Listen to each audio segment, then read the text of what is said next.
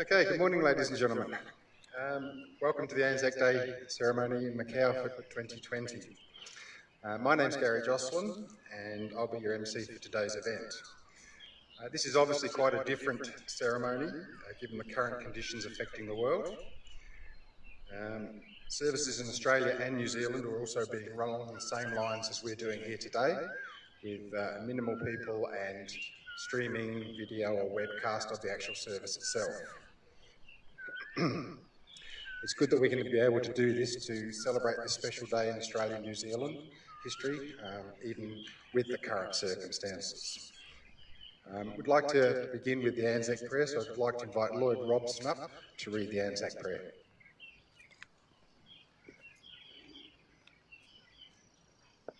Today we remember with thanksgiving those who made the supreme sacrifice for us in time of war. We pray that the offering of their lives may not have been in vain. Today we dedicate ourselves to the cause of justice, freedom and peace, and for the wisdom and strength to build a better world. Amen.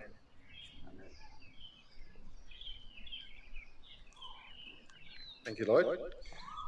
So, as we celebrate and remember the sacrifices made by men and women from all services, it's time to reflect on what the Anzac spirit means for each of us. These difficult times draw on a special spirit and meaning of what sacrifice and giving for others means. For the medical workers, carers, it can mean putting themselves in harm's way to look after others. For almost all of us, it means giving up what we see as our rights and freedoms to protect others. This is something that for Australians and New Zealanders comes easily. Sacrificing for the greater good is an integral part of what the Anzac spirit has imbued in all of us. To return to from the current situation to what Anzac Day is specifically designed to mean to us, the acknowledgement of military commitment, sacrifice and brotherhood. The Anzac traditions of endurance, courage, ingenuity, good humour, larrikinism and mateship have been demonstrated in so many wars on so many battlefields. Anzac formations in different guises have served with distinction in many fields of combat, from Gallipoli, Beersheba, and on the Western Front in World War I, to Greece and Crete in World War II. Sorry, it's dropped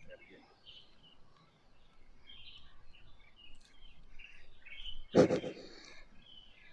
Vietnam, and most recently Timor-Leste. Kiwis and Aussies have always had that intense sporting rivalry across the ditch. But in times of conflict, they have always come together as brothers and sisters in arms. During my time in... Try the other microphone there.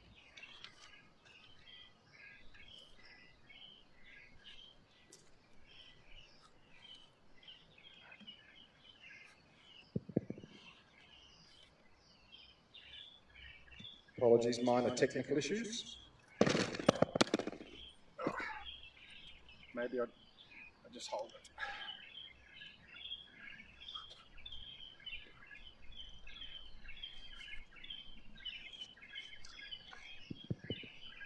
Try again.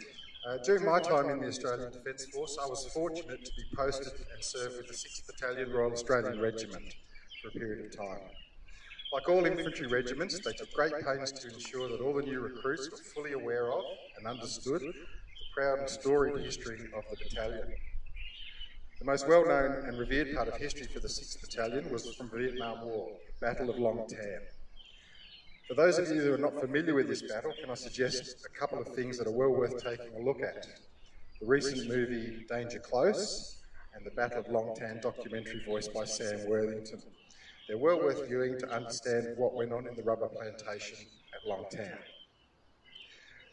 6 RAR was based at Nui Dat as part of the 1st Australian Task Force and was a mix of conscripts and regular army soldiers.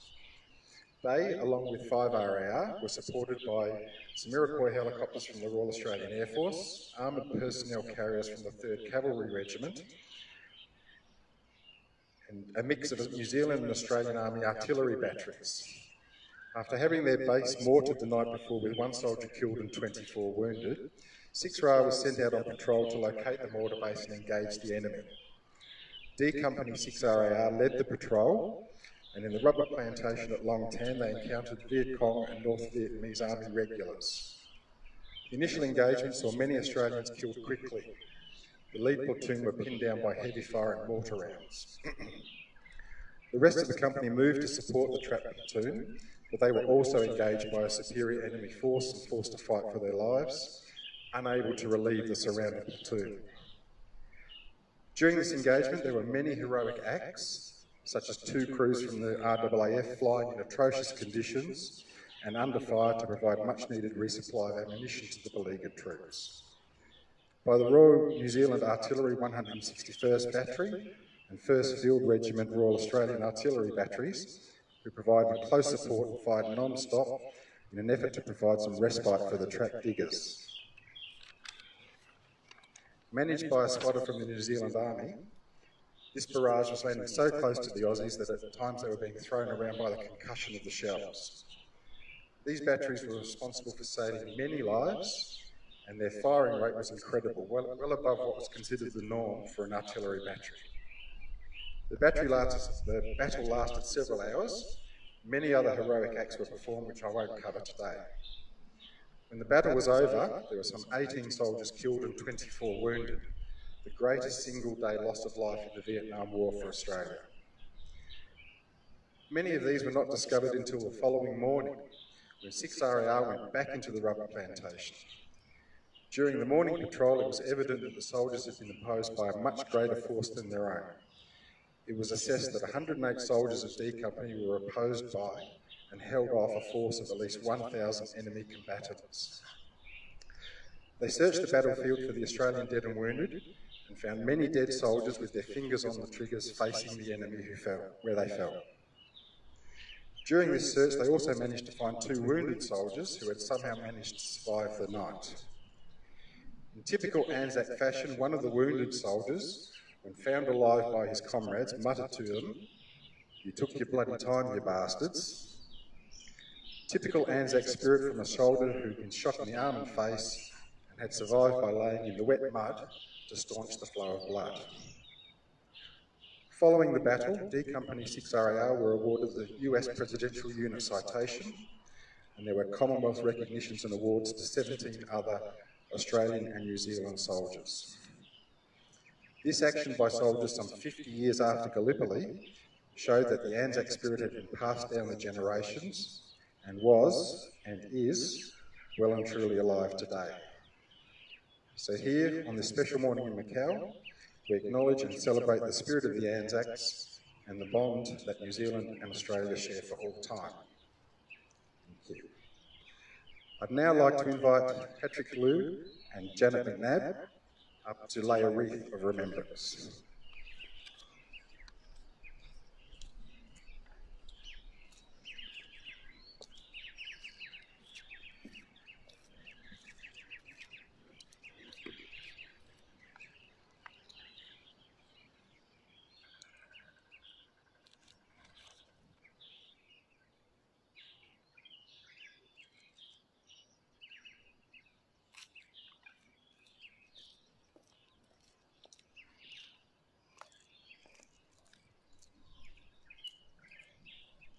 I'd now like to play the poem For the Fallen by Lawrence Binion, which will be read by Ryan Neelan, the Acting Consul General of Australia in Hong Kong, and Shannon Tao, the Acting Consul General of New Zealand in Hong Kong.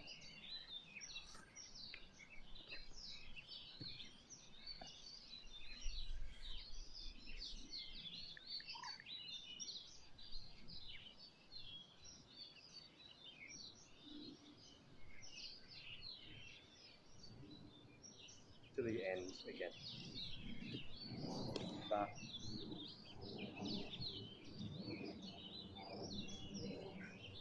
with proud thanksgiving, a mother for her children, England mourns for her dead across the sea.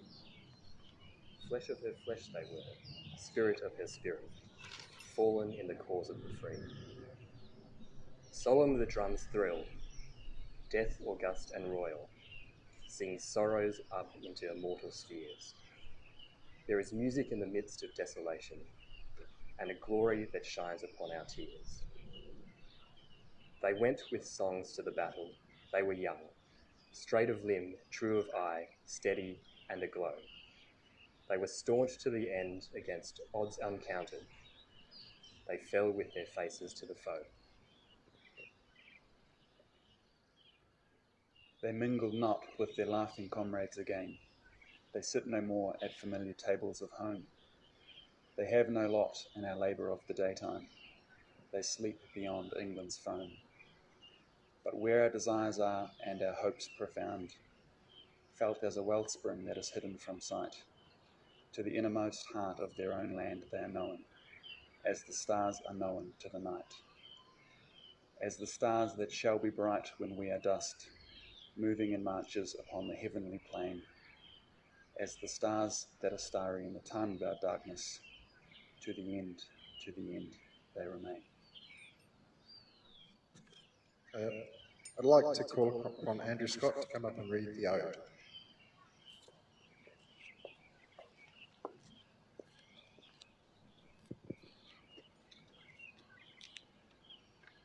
They shall not grow old, as we that are left grow old. Age shall not weary them, nor the years condemn. At the going down of the sun, and in the morning, we will remember them, lest we forget. Thank you, Andrew. I'll now play the last post. We'll observe 1 minute silence, followed by reveille, and then the national anthems of New Zealand and Australia.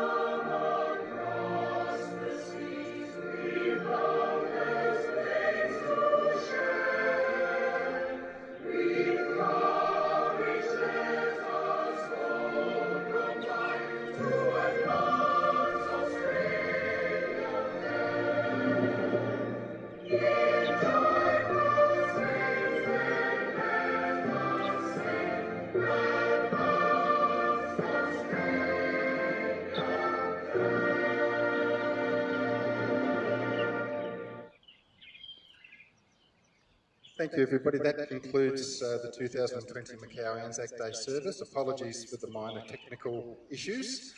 For those of you that are interested, the video of this service will be posted on the AusCham website at some stage in the next day or so, so you're quite welcome to have a look at it. Thank you once again for your commitment and attendance today in these difficult times, and please be safe. We also have some Anzac cookies for those of you that wish to partake. Also, I'd like to just quickly thank the members of AusCham for organising and making the arrangements for today's ceremony. I won't name everybody, but the committee's worked very hard to get this organised, so thank you very much. Thank you.